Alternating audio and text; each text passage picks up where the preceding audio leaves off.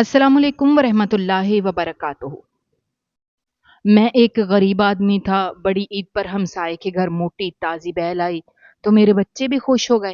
कहने लगे, अब्बू इस बार तो वो हमारे घर भी बहुत सारा गोश्त भेजेंगे। लेकिन ईद पर मैं और मेरी बीवी इंतजार करते रहे, उन्होंने गोश्त नहीं भेजा। शाम तक मेरे बच्चे भूख से रोते रहे, ललचाई नजरों से हमसाये की तरफ देखते रहे।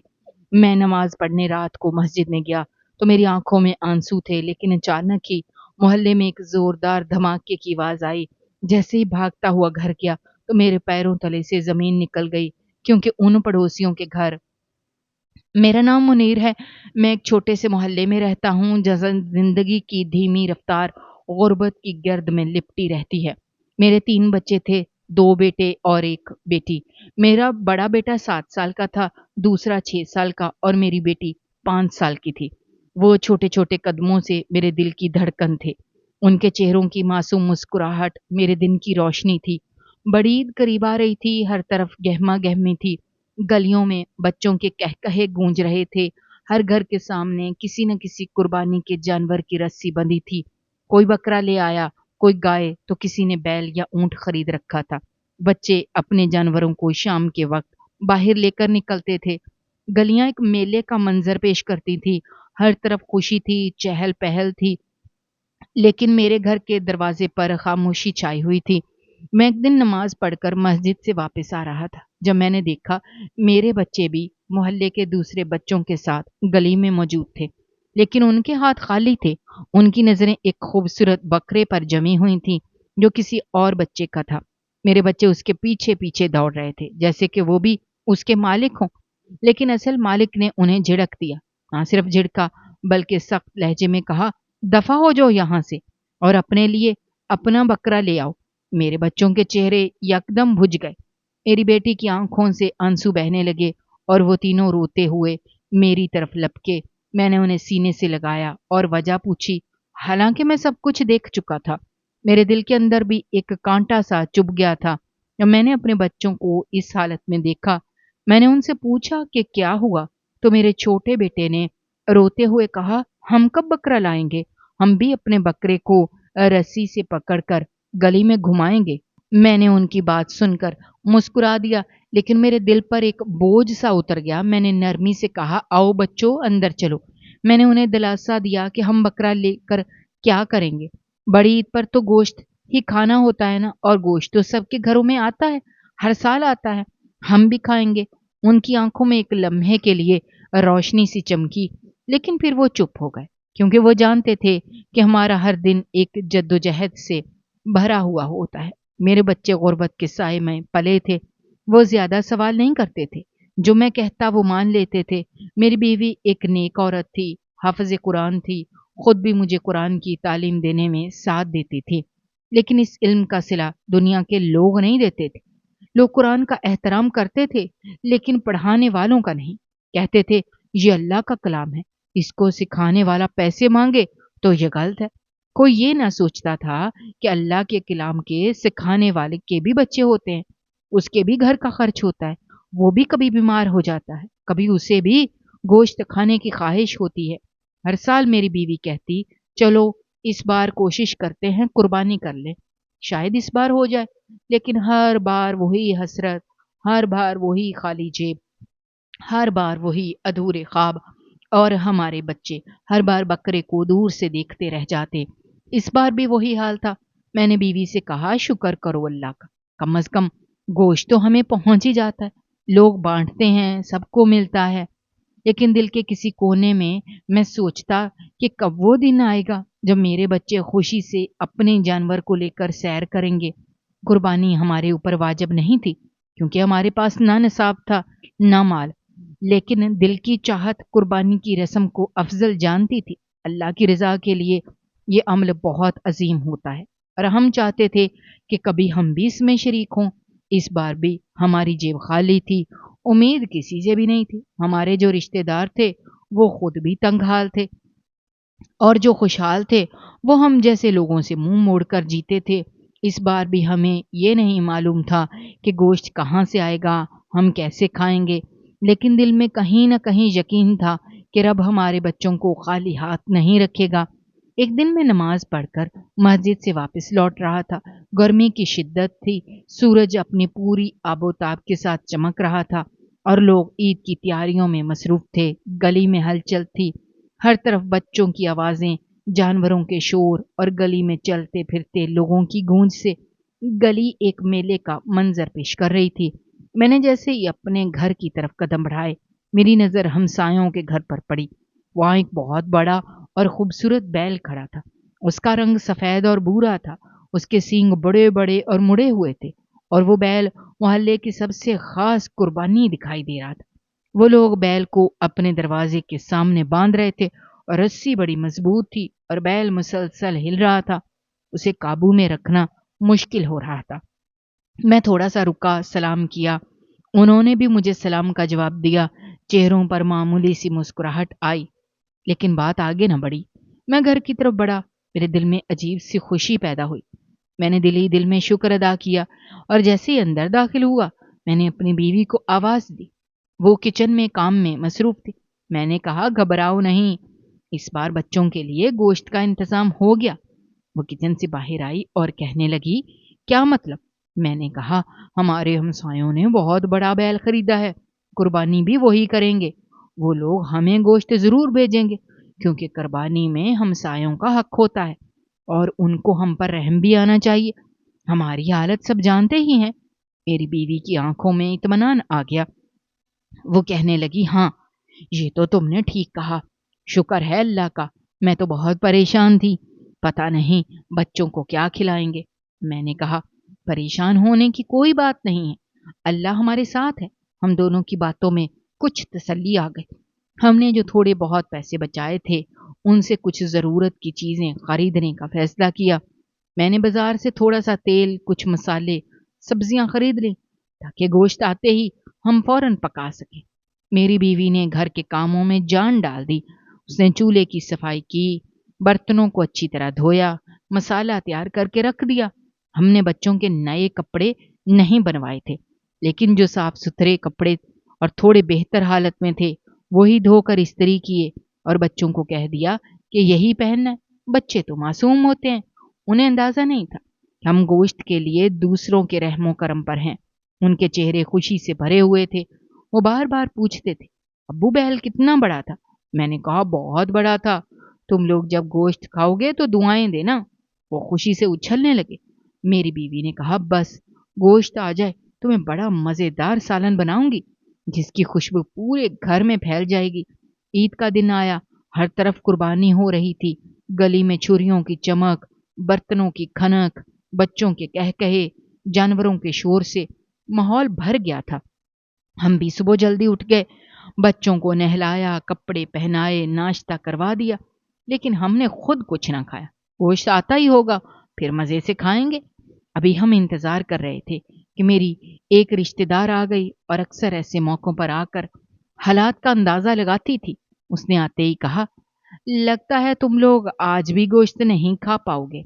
میں نے مسکرا کر جواب دیا، نہیں، اس بار ہم ضرور کھائیں گے۔ ساتھ والے ہمسائے نے بڑا بیل خریدا ہے اور وہ قربانی کر رہے ہیں، ہمیں بھی گوشت ملے گا۔ وہ کہنے لگی، اچھا، پھر تو تم لوگ بڑا گوشت کھاؤ گے، یہ تو بڑی خوشی کی بات ہے۔ اس نے باتوں باتوں میں ہمیں یاد دلایا کہ وہ اکثر ہمیں گوشت نہیں بھیجتے، اور تم دونوں میاں بیوی تو آپس میں کزن ہو، تو یہ تمہارے لیے دوہری شرم کی بات ہوگی۔ اگر آج بھی تمہارے گھر گوشت نہ آیا تو وہ باتوں باتوں میں ہماری حالت کا مذاق اڑاتی رہی۔ یہ عورت ہمیشہ ایسا ہی کرتی تھی۔ دراصل جب میری شادی کی بات ہو رہی تھی تو میں نے اس کی بہن سے شادی کرنے سے انکار کر دیا تھا، کیونکہ مجھے اس لڑکی کے کردار پر شک تھا۔ تب سے ہی اس کو تکلیف تھی کہ میری بہن کے ساتھ اس نے شادی کیوں نہیں کی، اس لیے اسے جب بھی موقع ملتا تھا یہ ہمارا مذاق اڑانے کے لیے آتی تھی۔ اس کا گھر بھی قریب ہی تھا، کوئی موقع ہاتھ سے جانے نہیں دیتی تھی۔ کہتی تھی کہ حال پوچھنے آئی ہے، اصل میں دل جلانے آتی تھی۔ اس طرح کی حرکتیں کرتی ہی رہتی تھی۔ آج بھی اس میں یہی کہا، اس کے منہ میں جو ہے اس نے بول دیا۔ ہم دونوں میاں بیوی کا دل دکھایا، ہمیں ذلیل کرنے کی کوشش کی، ہمارے بچوں کے سامنے یہ بات ثابت کرنے کی کوشش کی کہ ہم تو اتنے زیادہ غریب ہیں کہ اپنی مرضی سے گوشت بھی نہیں کھا سکتے۔ اور یہ سب کر کے جب اس کا دل بھر گیا، اسے ہمیں اچھا ذلیل کر لیا تو تھوڑی دیر بعد چلی گئی۔ میری بیوی کی آنکھیں اس کے جانے کے بعد نم ہو گئیں۔ وہ کہنے لگی، لوگ تو بس تماشا دیکھنے آتے ہیں، انہیں بس یہی مزہ آتا ہے کہ کوئی دکھ میں ہو اور وہ اسے اور تکلیف دے سکے۔ میں نے اس کو تسلی دی اور کہا، تم فکر نہ کرو، تم مسالہ تیار کرو، گوشت آتا ہوگا۔ میں نے چھوٹے بیٹے کو آواز دی اور کہا، امی کی مدد کرو، سالن پکنے والا ہے۔ بیوی نے دیچکی نکالی، چولہا سلگایا، پیاز کاٹنے لگی، لیکن 1 گھنٹہ گزر گیا، گوشت نہ آیا۔ 2 گھنٹے اور گزر گئے، بچے پوچھتے رہے، ابو گوشت کب آئے گا؟ میں نے کہا، بس ابھی آتا ہے، شاید ان کے گھر زیادہ مہمان ہیں تو دیر ہو رہی ہے۔ پھر 3 گھنٹے گزر گئے۔ میں نے باہر جا کر دیکھا، ان کے دروازے بند تھے، اندر سے ہنسی خوشی کی آوازیں آ رہی تھیں، برتنوں کی کھنک سے پتا چل رہا تھا کہ گوشت پک رہا ہے، لیکن ہمارے دروازے پر کوئی دستک نہیں دی گئی۔ میں نے دل پر پتھر رکھا اور واپس اندر آ گیا۔ بیوی کو کہا شاید تھوڑا وقت اور لگے، وہ خاموش ہو گئی۔ شام کے 4 بج چکے تھے، سورج ڈھلنے کو تھا اور اب ہمیں یقین ہو چکا تھا کہ وہ لوگ ہمیں گوشت نہیں بھیجیں گے۔ ہم دونوں میاں بیوی کے چہروں سے خوشی کا رنگ غائب ہو چکا تھا، ہمارے دلوں میں ایک عجیب سا کرب اتر چکا تھا۔ ہم نے بچوں سے نظریں چرائیں کیونکہ وہ اب بھی خوشی سے ادھر ادھر گھوم رہے تھے، انہیں لگ رہا تھا کہ گوشت آتے ہی مزیدار کھانا ملے گا۔ میری بیوی نے آہستہ سے کہا، اب بچوں کو کیا کہیں گے؟ ان کے چہروں کی خوشی کیسے ختم کریں گے؟ ان کے معصوم دل کو کیسے سمجھائیں گے؟ میں نے کہا، یہی تو بات ہے، ہم دونوں میاں بیوی کا کیا ہے؟ ہم تو برسوں سے یہی دیکھتے آئے ہیں، نہ کوئی خواب دیکھے، نہ کوئی امید رکھی، بس جو کماتے ہیں بچوں کے لیے خرچ کر دیتے ہیں۔ لیکن ان بچوں کے خواب، ان کی خوشیاں، ان کا انتظار ہمیں اندر سے توڑ دیتا ہے۔ ہم دونوں دیر تک خاموش بیٹھے رہے، کوئی لفظ نہ نکلا، کوئی شکایت نہ کی، بس ایک دوسرے کی آنکھوں میں دیکھتے رہے، دل ہی دل میں اپنے رب سے دعا کرتے رہے کہ کوئی ایسا دن آئے جب ہمارے بچے بھی اپنے ہاتھ سے جانور کی رسی پکڑ کر گلی میں فخر سے چلیں، کسی کا در نہ دیکھیں۔ میری بیوی نے دوپہر سے پہلے کچھ پیاز کاٹ کر رکھ دیے تھے، لہسن ادرک پیس کر تیار کر لیا تھا اور گوشت آنے کی آس میں تھی، مسالے بھون کر رکھ دیے تھے۔ وہ بار بار دروازے کی طرف دیکھتی رہی پر کچھ حاصل نہ ہوا۔ قربانیوں کی خوشبو ہر گھر سے آنے لگی۔ کہتے ہیں عید کے دن تو ہر غریب بندہ بھی گوشت کھاتا ہے، گوشت کھائے بنا عید نہیں گزرتی، لیکن ہمارے نصیب میں شاید اس دفعہ بھی گوشت نہیں تھا۔ بچے تھوڑی بھی امید لگا کر بیٹھے تھے، ان کو نہیں پتا تھا کہ کیا معاملہ چل رہا ہے، وہ تو انتظار کر رہے تھے، اور اتنے انتظار کی واپسی اب ان کو ان کی پسند کا کھانا نہ ملتا تو بیچاروں کے دل پہ کیا گزرتی۔ ہم دونوں میاں بیوی کچن میں کھڑے تھے تو بچے سمجھ رہے تھے شاید کچن میں بہت کوئی کام ہو رہا ہے، گوشت پک رہا ہے۔ میری بیٹی اس طرف آئی، بیٹی کہنے لگی، اس دفعہ پانی والا گوشت نہ بنانا امی، مجھے چٹپٹا کھانا ہے، پتہ نہیں آخری بار کب کھایا تھا، مجھے یاد نہیں، لیکن آپ کو یاد ہوگا، آپ بتائیں نا۔ اور وہ بہت پیار سے مجھے دیکھنے لگی، لیکن میں خاموش رہا کیونکہ میرے پاس کوئی جواب نہیں تھا۔ وہ بیچاری خوشی خوشی گوشت کے سپنے لیے بیٹھی تھی اور ہم خالی برتنوں کی طرف دیکھتے جا رہے تھے۔ بیٹا کہنے لگا، امی آج تو بڑا چٹپٹا کھانا بنانا ہے، ہم نے تو خوب سیر ہو کر کھانا ہے۔ میں نے اپنی بیوی کی طرف دیکھا تو وہ میری آنکھوں کی نمی سمجھ گئی اور وہ بھی چپ ہو گئی۔ ہم دونوں بچوں کو بہلاتے رہے، ان کے ساتھ کہانیاں کرنے لگے، کبھی ان کی باتوں پر ہنستے کی کوشش کرتے، کبھی ان کے سوالوں کو کسی اور بات میں بدل دیتے، لیکن کب تک؟ وہ چھوٹے بچے کب تک چپ رہتے؟ کب تک بھوک کو برداشت کرتے؟ بالآخر چھوٹا بیٹا رونے لگا، بیٹی کی آنکھوں میں بھی آنسو آ گئے۔ ہم دونوں میاں بیوی نے ایک دوسرے کی طرف دیکھا اور میری بیوی نے کہا، کچھ تو کرنا پڑے گا۔ میں نے اسے کہا، تھوڑی دال رکھی ہے، وہی پکا دو، شاید بچے کچھ کھا لیں۔ وہ چپ چاپ چولہے کے پاس گئی، دال گرم کی، تھوڑی سی روٹی بنا کر بچوں کے سامنے رکھ دی۔ بچوں کے چہرے کے تاثرات جیسے کسی نے ان کی خوشی چھین لی ہو۔ بیٹی نے پلیٹ کی طرف دیکھا اور کہا، یہ تو دال ہے امی، آج تو عید ہے، آپ نے گوشت نہیں پکایا؟ میں نے کہا، ابھی گوشت آئے گا، پہلے تھوڑی دال کھا لو بیٹا۔ کہنے لگا مجھے نہیں کھانا، اور وہ روٹ کر کونے میں جا کر بیٹھا۔ ہم نے بڑی مشکل سے انہیں پیار سے سمجھایا، ان کے سامنے بیٹھ کر کھانے لگے تاکہ انہیں حوصلہ ہو۔ وہ تھوڑا تھوڑا کھا کر سو گئے۔ ان کے چہرے پر نا امیدی تھی، وہ مایوس ہو کر سوئے تھے اور ہم دونوں ان کے پاس بیٹھ کر رو رہے تھے۔ میری بیوی کہنے لگی اگر اللہ نے ہمیں نوازا ہوتا، اگر ہمارے پاس سب کچھ ہوتا، ہم کبھی کسی کو محروم نہ رکھتے۔ ہم جانتے ہیں غریبی کیا ہوتی ہے، ہم جانتے ہیں کہ بچوں کی آنکھوں میں امید کیسے ٹوٹتی ہے۔ اگر ہمارے ہمسائے غریب ہوتے تو ہم کبھی ایسا سلوک نہ کرتے، ہم انہیں اپنے ساتھ بٹھا کر کھلاتے، ان کے بچوں کو خوش کرتے۔ میں نے کہا سب دل ایک جیسے نہیں ہوتے، کچھ لوگ صرف اپنے لیے جیتے ہیں، ان کے دل میں دوسروں کے لیے کوئی جگہ نہیں ہوتی۔ تم پریشان نہ ہو، اللہ سب دیکھ رہا ہے۔ وہ کہنے لگی ہاں، اللہ سب دیکھتا ہے، لیکن بچوں کے لیے دل دکھتا ہے، ان کے خواب ہم سے چھوٹے چھوٹے بھی پورے نہیں ہوتے۔ میں نے کہا میں عشاء کی نماز پڑھ کر آتا ہوں، شاید سکون ملے۔ وہ بولی ٹھیک ہے۔ میں باہر نکلا تو گلی میں سناٹا تھا، سب لوگ گوشت کھا کر آرام کر رہے تھے، کچھ گھروں سے کہکہوں کی آواز آ رہی تھی، بچے ہنس رہے تھے، خوشی کے شور تھے، لیکن میرا دل بہت بوجھل تھا۔ میں مسجد پہنچا، اذان دی، پھر نماز میں کھڑا ہو گیا۔ میری آنکھوں سے آنسو بہنے لگے۔ دل میں ایک ہی سوال تھا، یا اللہ مجھے اتنا بے بس کیوں بنایا؟ یا اللہ میرے بچوں کو وہ خوشیاں کیوں نہیں ملتی جو دوسروں کے حصے میں ہیں؟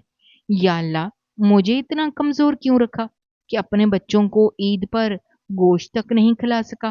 میں خاموشی سے نماز پڑھتا رہا، سجدے میں دیر تک پڑا رہا، آنکھوں سے بہنے والے آنسو سجدے کی جگہ کو بھگا گئے۔ جب میں مسجد سے نکلا میرے دل میں سکون تھا، میں نے اپنا دکھ اپنے رب کے سامنے رکھ دیا۔ میں آہستہ آہستہ گھر کی طرف آ رہا تھا، جب ہمسایوں کے دروازے کے قریب پہنچا تو یکدم زوردار دھماکہ ہوا، جیسے آسمان پھٹ گیا ہو، زمین لرز گئی ہو۔ میں ایک دم نیچے بیٹھ گیا۔ گلی کے دوسرے گھروں سے لوگ باہر نکل آئے، سب حیران پریشان تھے کہ یہ کیا ہوا۔ ہمسایوں کے دروازے پر دستک دی گئی، آوازیں آ رہی تھیں، اندر سے چیخو پکار سنائی دے رہی تھی۔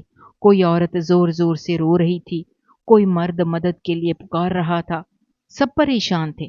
کچھ لوگ دروازہ توڑنے کی کوشش کرنے لگے، تب کسی نے اندر سے دروازہ کھولا اور بتایا کہ ان کا بڑا ککر جو گوشت گلانے کے لیے رکھا گیا تھا وہ پھٹ گیا ہے۔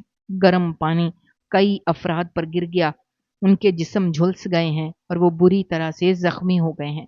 ان کے بچے، ان کی بیویاں سب تکلیف میں ہیں۔ ہم نے فوراً ایمبولینس کو فون کیا اور میں خود ان کے زخمی افراد کو سہارا دے کر گاڑی میں بٹھانے لگا۔ ان کے چہرے جلے ہوئے تھے، وہ تکلیف سے کراہ رہے تھے، بچوں کے بدن پر بھی چھالے تھے۔ میں نے انہیں دیکھا تو دل کانپ گیا۔ جو لوگ آج ہمارے بچوں کو گوشت نہ دے سکے، ان کے اپنے بچے جل کر تڑپ رہے تھے۔ میں نے کسی سے کچھ نہیں کہا، صرف ان کے ساتھ اسپتال گیا، ان کے ساتھ رہا، جب تک ڈاکٹر نہ آ گئے، تب تک انہیں پانی پلاتا رہا، کپڑا بھگوتا رہا، ان کے چہرے صاف کرتا رہا۔ میں کچھ نہیں بول رہا تھا، بس دل میں کہہ رہا تھا کہ یا اللہ تو ہی انصاف کرنے والا ہے۔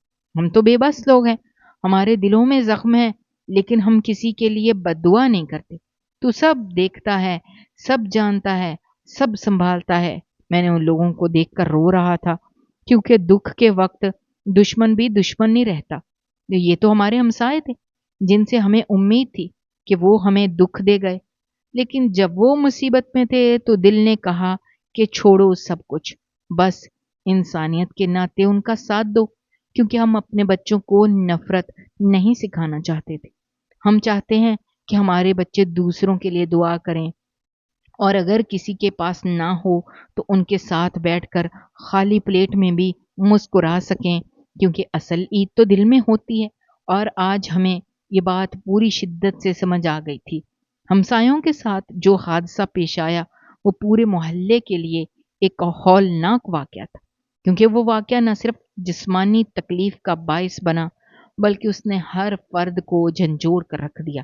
ان کے گھر میں جو ککر پھٹا اس نے بہت سے افراد کو جھلسا دیا۔ ان کی چیخوں نے मोहल्ले के हर घर को सोगवार कर दिया था। मेरे दिल में भी दुख का एक तूफान बपा था, लेकिन उससे बढ़कर तकलीफ उस वक्त हुई जब मोहल्ले के कुछ लोगों ने इस मुसीबत पर तंज करना शुरू कर दिया। किसी ने कहा उनके साथ बुरा हुआ, इसलिए हुआ क्योंकि वो हमेशा दूसरों से बर्ताव अच्छा नहीं रखते थे। किसी ने कहा ये लोग बड़े खुदगर्ज हैं और खुद तक ही रखते हैं, इसीलिए कुदरत ने अपना हिसाब बराबर कर दिया। लेकिन मैंने उन सबको समझाया कि इंसान की तकलीफ पर कभी खुशी नहीं मनानी चाहिए। अगर कोई मुसीबत में है तो ये वक्त उसके इमाल का हिसाब किताब करने का नहीं, बल्कि उसके साथ खड़े होने का होता है। किसी की आजमाइश को उसके गुनाह करार देना बड़ी नादानी है। और अगर हमसाए हमारे साथ अच्छा ना भी करते हों, तब भी हमारे दीन ने हमें ये सिखाया है कि हमसाया खा कैसा भी हो, उसके साथ खैर खाही करनी है। कुछ लोगों ने कहा, मौलवी साहब, आप तो खुद जानते हैं कि वो आपसे कैसा सलूक करते थे। उनके घर में गोश्त पकता तो आपके बच्चों के लिए भी कभी एक बोटी न भेजी जाती। लेकिन मैंने कहा, मेरी नीयत और अमल का दारोमदार उनके सलूक पर नहीं, मेरे अपने ज़मीर पर है। अगर वो गलत थे तो हमें उनकी गलती नहीं दोहरानी चाहिए, बल्कि सब्र करना और मदद के लिए हाथ बढ़ाना चाहिए। हमने मोहल्ले वालों को इकट्ठा किया, जितना हो सका उनकी मदद की, उनके घर के सफाई में भी हाथ बटाया। अस्पताल पहुंचाने के बाद उनके बच्चों की देखभाल में हिस्सा लिया। ईद का दूसरा दिन आया तो हमारे अपने घर का मंजर बदल चुका था। बच्चे जो हमेशा ईद पर बाहर निकलकर खेलते थे और नए कपड़े दिखाते थे, अब कोने में बैठे थे। उनके चेहरों पर नाउमीदी छाई हुई थी। उनकी आंखों में वो चमक नहीं थी जो हर साल ईद पर हुआ करती थी। मैंने अपनी बीवी से कहा, आज क्या बना रही हो? तो वो आहिस्ता से बोली, कुछ खास नहीं है, मुट्ठी भर दाल है, वही पका लेती हूँ ताकि जल्दी तैयार हो जाए और सब खा भी लेंगे। मैंने दिल पर जबर करके कहा, ठीक है, और मस्जिद की तरफ चल दिया। मेरी नीयत यही थी कि अल्लाह के सामने जाकर दिल हल्का कर सकूं। मस्जिद पहुंचा तो मेरी हैरत की इंतहा न रही, क्योंकि वहां कुछ थैले रखे हुए थे जिन पर गोश्त था और ऐलान हो रहा था कि ये थैले उन जरूरतमंदों के लिए हैं जो ईद पर गोश्त खरीदने की इस्तात नहीं रखते। मेरे दिल में ख्वाहिश जरूर जागी कि शायद मुझे भी कुछ मिल जाए, लेकिन मेरी गैरत ने गवारा ना किया कि मैं हाथ फैलाऊं। इसलिए मैं चुपचाप एक तरफ होकर खड़ा हो गया ताकि दिल की ख्वाहिश को कोई पढ़ न ले और मैं किसी के सामने शर्मिंदा ना हूं। इतने में एक शख्स ने मुझे आवाज दी और कहा, मौलवी साहब, ये आपका थैला है। पहले तो मुझे यकीन ही ना आया। मैंने हैरत से पूछा, मेरा मतलब ये थैला मेरे लिए है? उसने कहा, जी हाँ, इस पर आपका नाम लिखा है। एक साहब आए थे जिन्होंने कहा था कि मस्जिद के इमाम को ये गोश्त जरूर दीजिए। मैंने थैला खोला तो वो 10 किलो से भी ज्यादा गोश्त था। मेरी आंखों में खुशी के आंसू आ गए, क्योंकि मेरे अल्लाह ने अपने घर से मुझे वो नेमत दी थी जिसका तसव्वुर भी मैंने नहीं किया था। मैंने फौरन अल्लाह का शुक्र अदा किया, गोश्त का थैला उठाकर घर की तरफ दौड़ पड़ा। जब घर पहुंचा, बीवी और बच्चों को गोश्त दिखाया तो वो खुशी से झूम उठे। मेरी बीवी की आंखों में भी आंसू थे, लेकिन वो आंसू दुख के नहीं बल्कि शुक्र के थे। मेरी बीवी ने कहा, आज मैं बहुत अच्छा खाना बनाऊंगी और आपके बच्चों को शिकम शेर करके खिलाऊंगी। मैंने बच्चों से कहा, आज दिल खोल कर खाना, अल्लाह ने हमें दिया है तो इसलिए शुक्र अदा करना है। मेरी बीवी ने बहुत मोहब्बत से खाना बनाया, गोश्त में चटपटे मसाले डाले। जब बच्चों ने खाया तो उनके चेहरों पर खुशी की वो रोशनी नजर आई जो पिछले कई दिनों से गायब थी। वो खाने के बाद सुकून से सो गए। उनको सुकून से सोता हुआ देखकर मेरे दिल को ऐसा सुकून मिला जो अल्फाज में बयान ही नहीं हो सकता। मैंने अल्लाह का लाख लाख शुक्र अदा किया कि उसने हमारी सुन ली और हमें भूखा ना रखा। मेरी बीवी ने कहा, हमें कुछ हिस्सा इन हमसायों को भी दे देना चाहिए, क्योंकि वो लोग अभी तक अस्पताल में हैं, उनके बच्चे घर पर हैं, मुमकिन है उनके पास खाने को कुछ ना हो। मैंने फौरन हाँ कर दी। बीवी ने साफ सुथरी प्लेट में गोश्त रखकर उनके घर भिजवा दिया। बच्चों ने खाने के बाद सुकून से सोना शुरू किया तो हम मियाँ बीवी रात गए तक शुक्र अदा करते रहे। गोश्त इतना था कि हमने बाद के 3-4 दिन भी बहुत अच्छा खाना खाया। हर नवाले के साथ अल्लाह का शुक्र अदा किया। मेरी बीवी हर रोज एक नए अंदाज अपना कर गोश्त पकाती, बच्चों को कहती, ये देखो अल्लाह ने हमें कैसे नवाजा। मैं जब भी बच्चों को खुश देखता, मेरे दिल से दुआ निकलती कि या अल्लाह तेरा शुक्र है, तूने हमारी सुन ली और हमें इज्जत के साथ अता फरमाया। ये गोश्त मेरे लिए सिर्फ खाने की चीज नहीं था, बल्कि इसमें अल्लाह की रहमत शामिल थी। उसने मेरे बच्चों की आंखों में से वो चमक वापस डाल दी जो गुर्बत ने छीन ली थी। बच्चे बार बार पूछ रहे थे, गोश्त कहाँ से आया, किसने दिया? तो मैंने बच्चों से कहा, अल्लाह ने भेजा है, अल्लाह के किसी नेक बंदे ने दिया। तुम सब इसके लिए दुआ जरूर करना।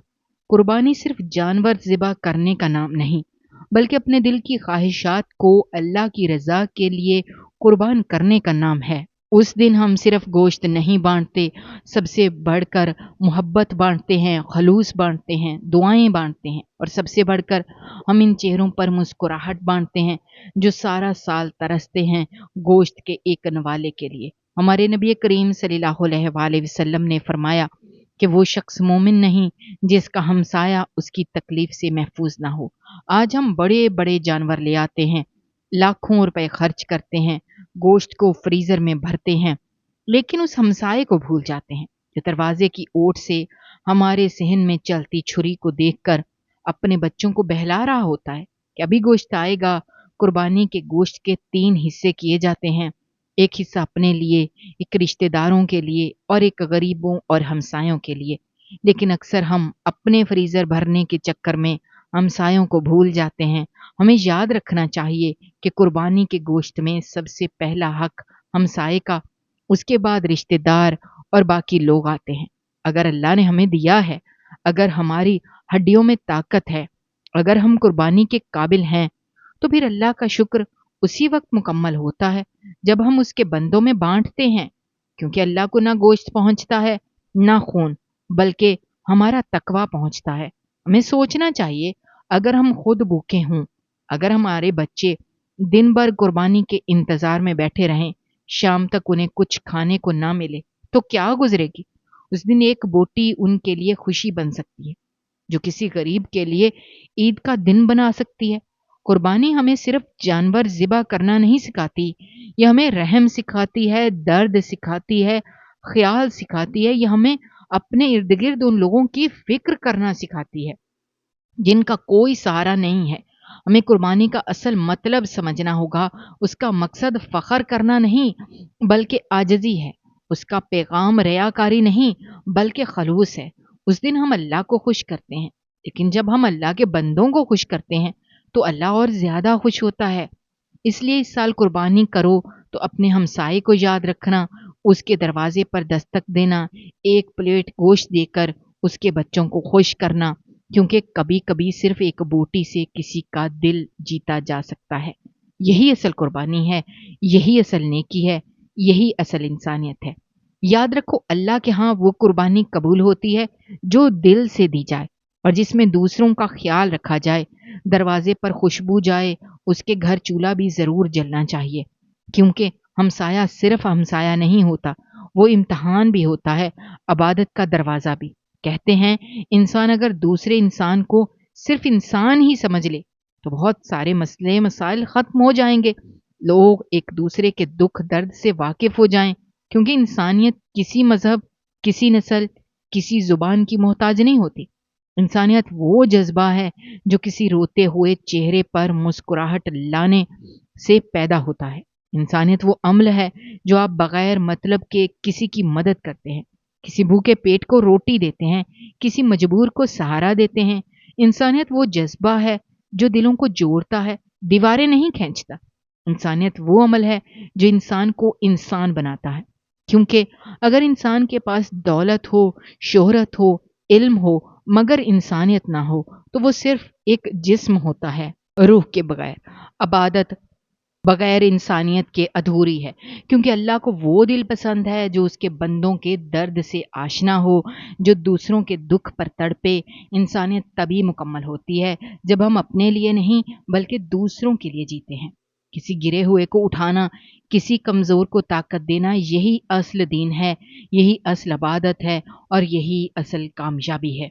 انسانیت سب سے بڑی عبادت ہے اور جو اس عبادت کو اپنا لے وہی اللہ کے سب سے قریب ہوتا ہے۔ ناظرین، ہماری آج کی یہ کہانی آپ کو کیسی لگی؟ کمنٹ باکس میں اپنی رائے کا